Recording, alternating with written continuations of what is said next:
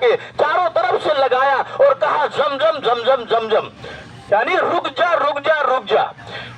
وہ پانی جو حضرت اسماعیل علیہ السلام کے ایڑیوں سے جڑ گیا، قسم خدا اس کا ذائقہ بدلا نہ بدلے گا قیامت تک، نہ اس کا مٹھاس بدلا، نہ اس میں کوئی کمی ہے، نہ رنگ میں، نہ بو میں، نہ کسی چیز میں۔ اور لاکھوں ٹن کے حساب سے ہر سال حاجی لوگ لے کے آتے ہیں، لیکن پانی میں کوئی کمی نہیں ہوتی ہے۔ جو حضرت محمد رسول اللہ صلی اللہ علیہ وسلم سے جڑ گیا اس کو آب کوثر کہا جاتا ہے، اور آب کوثر کا پانی کا بھی رنگ نہ بدلے گا، نہ بدلا ہے، نہ کبھی بدلے گا، نہ ذائقہ بدلا نہ بدلے گا انشاءاللہ۔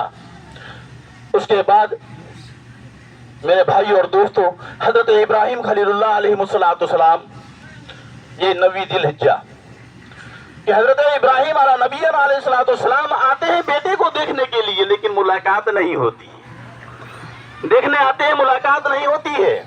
اس کے بعد دوبارہ پھر آتے ہیں، لیکن اللہ تبارک و تعالیٰ نے دوسری پرچی پھر عطا فرما دیا۔ ایک پرچی وہ ہوا کرتی کہ طالب علم اور اسٹوڈنٹ اس کو جو ہے حل کیا کرتا ہے، اور یہ ایک پرچی ایسا اللہ تبارک و تعالیٰ نے حضرت ابراہیم خلیل اللہ علیہ السلام کو عطا فرمایا کہ اس کو حل کرو۔ حضرت ابراہیم والا نبی علیہ السلام کو دوسری پرچی کیا عطا فرمایا؟ پہلی پرچی تو یہ تھا کہ بیٹے کو دیکھنے کا حکم نہیں ہے، بیٹے کو جا کے وادی غیر ذی زرع میں جا کے چھوڑ آؤ۔ اب دوسری پرچی اللہ تبارک و تعالیٰ نے یہ دیا کہ ابراہیم اپنے بیٹے کو ذبح کرو، اپنے بیٹے کو ذبح کرو۔ خواب دکھایا۔ ہمارا اور آپ کا خواب جو ہوا کرتا ہے وہ شیطانی خواب ہوا کرتا ہے، لیکن انبیاء کرام کے خواب اچھے ہوتے ہیں۔ انبیاء کرام کے خوابات جو ہے وہ سچے ہوا کرتے ہیں۔ کبھی جو ہے جبرائیل امین کے ذریعے کوئی باتیں اللہ تبارک و تعالیٰ پہنچاتا ہے، اور کبھی خواب کے ذریعے اللہ تبارک و تعالیٰ بتایا کرتا ہے انبیاء کرام کو۔ حضرت ابراہیم علیہ نبی علیہ السلام خواب میں دیکھتے ہیں کہ اپنے بیٹے کو، قیمتی چیز کو میں ذبح کر رہا ہوں، اللہ کے راستے میں قربان کر رہا ہوں قیمتی چیز کو۔ تو قیمتی چیز بڑھاپے میں اللہ تبارک و تعالیٰ نے وہ بیٹا عطا فرمایا تھا۔ بیٹے سے عرض کیا کہ بیٹا میں خواب میں تمہیں ذبح کر رہا ہوں۔ بیٹا بھی نبی، باپ بھی نبی، بیٹا بھی نبی۔ تو بیٹا کہہ رہا ہے کہ اللہ انشاءاللہ مجھے صبر کرنے والوں میں سے پاؤ گے، انشاءاللہ مجھے صبر کرنے والوں میں سے پاؤ گے۔ اے ابا جان، آپ اپنے خواب کو سچ کر دکھائیے، اللہ کے حکم میں دیری نہ ہو جائے۔ اللہ تبارک و تعالیٰ آپ کا امتحان لے رہا ہے، اللہ کے امتحان میں کامیابی مل جائے آپ کو۔ اے میرے ابا، آپ مجھے تیار کیجیے۔ حضرت حاجرہ سے فرمایا حضرت ابراہیم علیہ نبی علیہ السلام کہ حاجرہ اسماعیل کو تیار کر دو، اسماعیل کو نہلا دو، اسماعیل کو کاجل پہنا دو، اسماعیل کو کپڑے پہنا دو، اور اسماعیل کو لے کے میں جا رہا ہوں۔ شیطان آتا ہے، ابلیس آتا ہے، ابلیس آ کے کہتا ہے کہ کوئی ماں بھی اپنے بیٹے کو ذبح کرنے کے لیے، کوئی ماں بھی اپنے بیٹے کو قربان ہونے کے لیے تیاری کراتی ہے۔ حضرت حاجرہ نے فرمایا کہ تو شیطان ہے، تو دور ہو جا میرے سے۔ حضرت ابراہیم علیہ نبی علیہ السلام حضرت اسماعیل کو لے کے چلے جاتے ہیں منہ و عرفات کے میدان میں، اور وہاں جانے کے بعد شیطان آتا ہے، لعین آتا ہے، اور آگے وہ ورگلاتا ہے ابراہیم کو، اور ابراہیم علیہ السلام نے فرماتے ہیں کوئی باپ بھی اپنے بیٹے کو جو ہے ذبح کرتا ہے، آپ اپنے بیٹے کو ذبح کرنے جا رہے ہیں، یہ آپ فضول کام کرنے جا رے ہیں، خدا کے واسطے آپ رک جائیے۔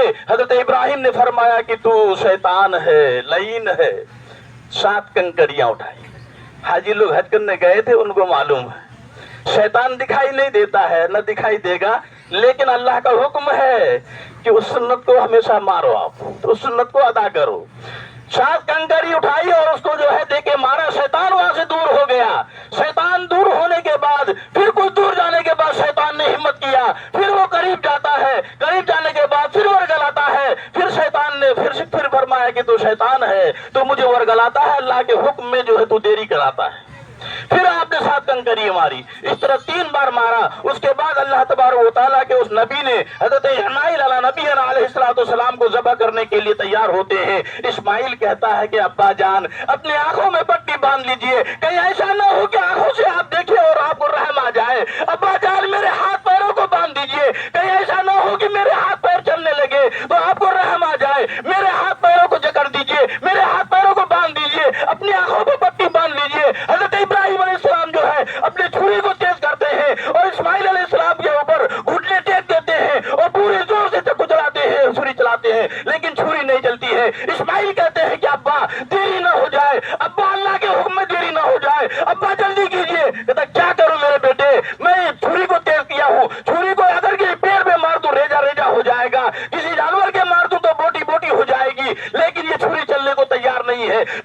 گویا ہی پیدا ہو گئی. چوری بولتی ہے اے رب جلیل، اے رب خلیل، تو کہتا ہے چل، اور رب جلیل کہتا ہے تو مت چل، میں کس کی سنوں؟